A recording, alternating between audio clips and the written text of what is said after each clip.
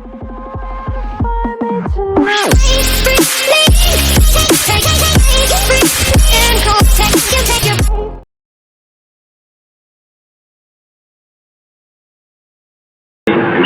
swear that you will faithfully execute the office of President of the United States. that I will faithfully execute the office of President of the United States And will, to the best of your ability, and will, to the best of my ability, preserve, protect, and defend the Constitution of the United States. preserve, protect, and defend the Constitution of the United States. So help you God. So help me God.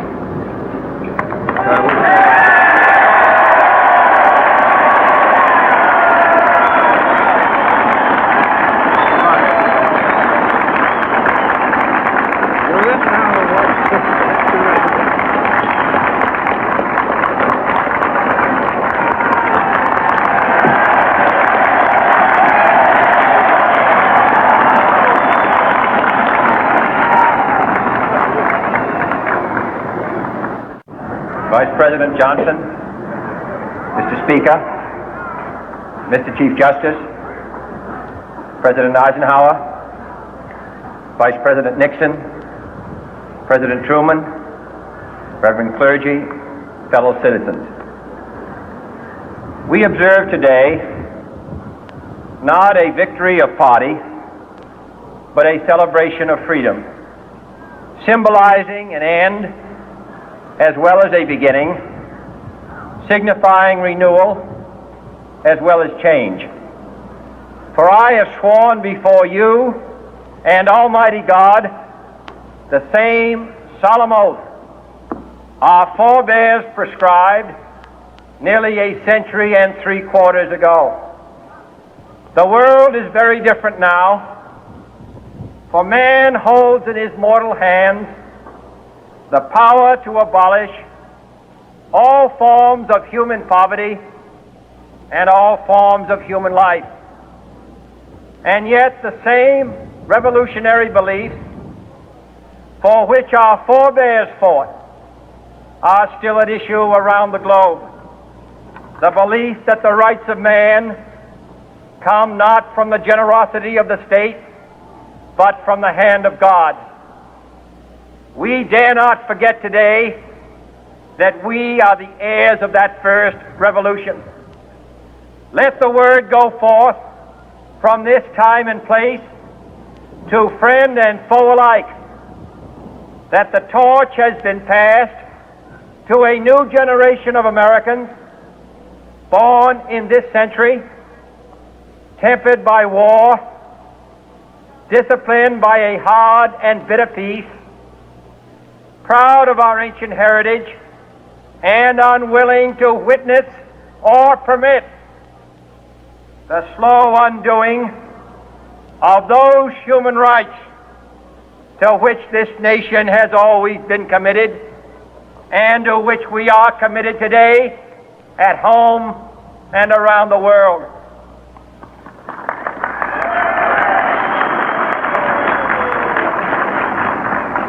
Let every nation know, whether it wishes us well or ill, that we shall pay any price, bear any burden, meet any hardship, support any friend, oppose any foe to assure the survival and the success of liberty.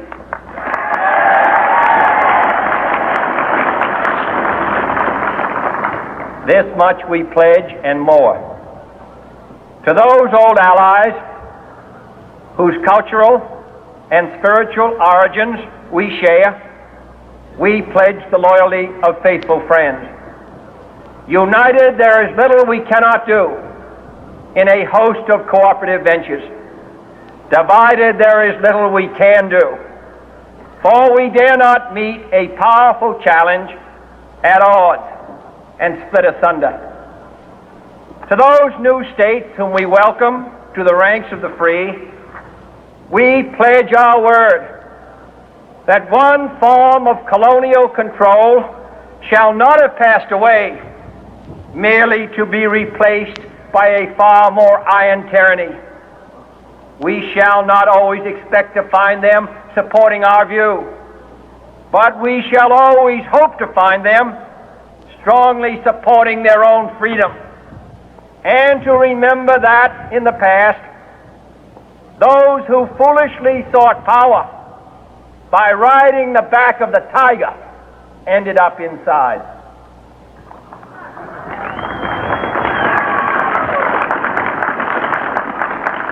To those people in the huts and villages of half the globe struggling to break the bonds of mass misery, we pledge our best efforts to help them help themselves for whatever period is required, not because the communists may be doing it, not because we seek their votes, but because it is right. If a free society cannot help the many who are poor, it cannot save the few who are rich.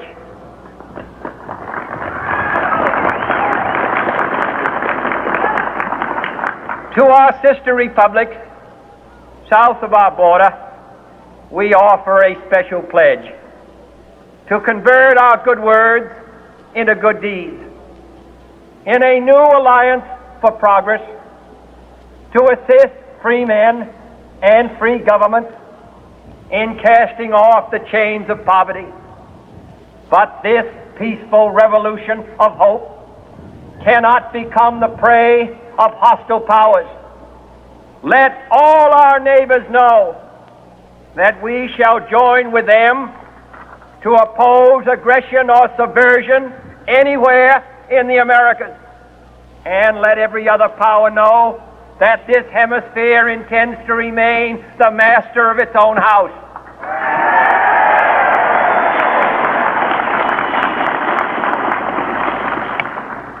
To that World Assembly of Sovereign States, the United Nations, our last best hope, in an age where the instruments of war have far outpaced the instruments of peace, we renew our pledge of support to prevent it from becoming merely a forum for invective, to strengthen its shield of the new and the weak, and to enlarge the area in which its writ may run. Finally, to those nations who would make themselves our adversary, we offer not a pledge, but a request that both sides begin anew the quest for peace. Before the dark powers of destruction, unleashed by science, engulf all humanity in planned or accidental self-destruction, we dare not tempt them with weakness, for only when our arms are sufficient beyond doubt can we be certain beyond doubt that they will never be employed. But neither can two great and powerful groups of nations take comfort from our present course, both sides overburdened by the cost of modern weapons, both rightly alarmed by the steady spread of the deadly atom, yet both racing to alter that uncertain balance of terror that stays the hand of mankind's final war. So let us begin anew, remembering on both sides that civility is not a sign of weakness, and sincerity is always subject to proof. Let us never negotiate out of fear, but let us never fear to negotiate.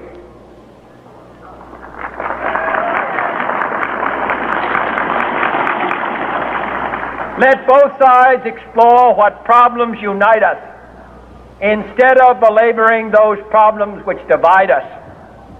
Let both sides, for the first time, formulate serious and precise proposals for the inspection and control of arms, and bring the absolute power to destroy other nations under the absolute control of all nations.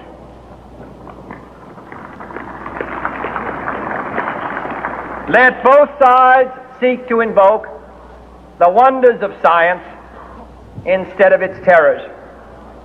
Together, let us explore the stars, conquer the deserts, eradicate disease, tap the ocean depth, and encourage the arts and commerce. Let both sides unite to heed in all corners of the earth the command of Isaiah to undo the heavy burden and let the oppressed go free.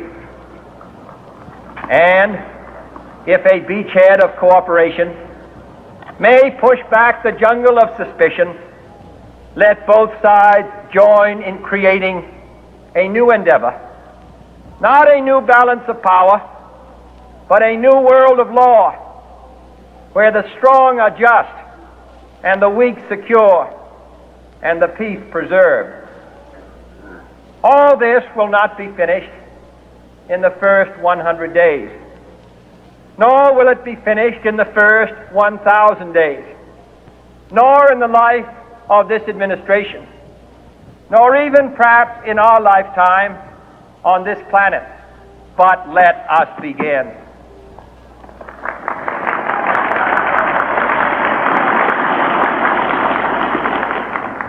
In your hands, my fellow citizens, more than mine, will rest the final success or failure of our course. Since this country was founded, each generation of Americans has been summoned to give testimony to its national loyalty. The graves of young Americans who answered the call to service surround the globe. Now the trumpet summons us again, not as a call to bear arms, though arms we need, not as a call to battle, though in battle we are, but a call to bear the burden of a long twilight struggle, year in and year out, rejoicing in hope, patient in tribulation, a struggle against the common enemies of man, tyranny, poverty, disease, and war itself. Can we forge against these enemies a grand and global alliance, north and south, east and west, that can assure a more fruitful life for all mankind? Will you join in that historic effort?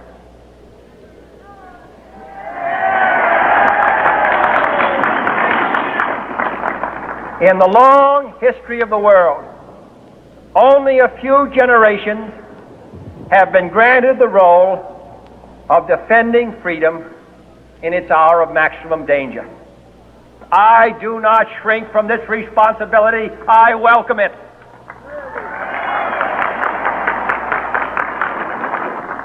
I do not believe that any of us would exchange places with any other people or any other generation. The energy, the faith, the devotion which we bring to this endeavor will light our country and all who serve it. And the glow from that fire can truly light the world. And so, my fellow Americans, ask not what your country can do for you, ask what you can do for your country.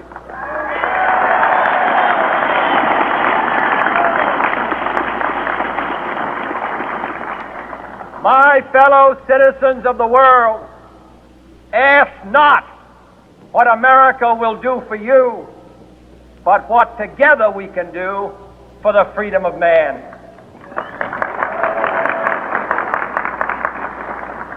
Finally, whether you are citizens of America or citizens of the world, ask of us here the same high standards of strength and sacrifice which we ask of you.